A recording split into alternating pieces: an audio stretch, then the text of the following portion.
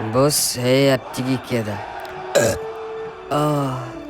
ده شغل مبتدئين ده. بص بص دي.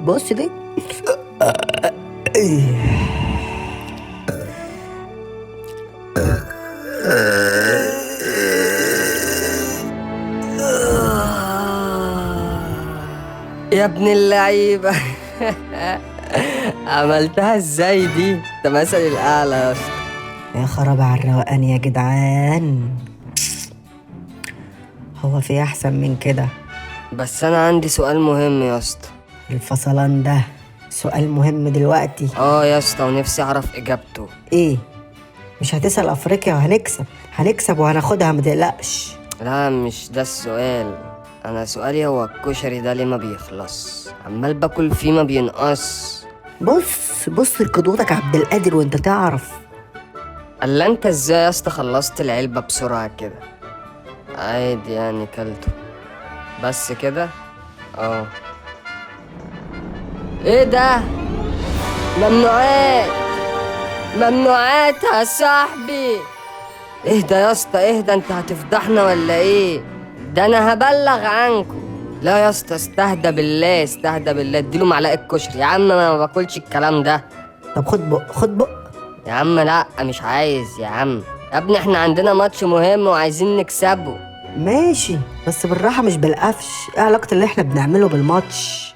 انت عارف ان دي ممنوعات يا صاحبي.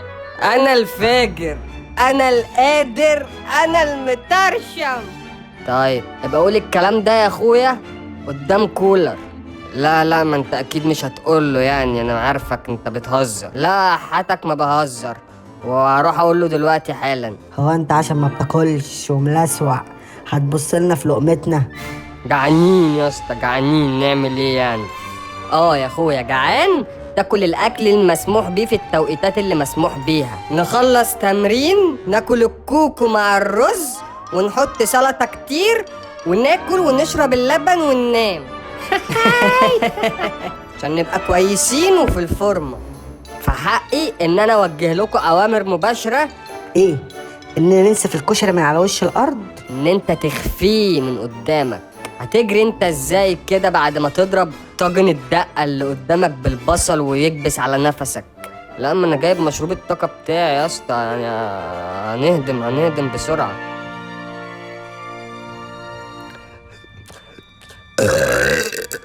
الله يقرفك يا اسطى، ده انا وشي اتحرق.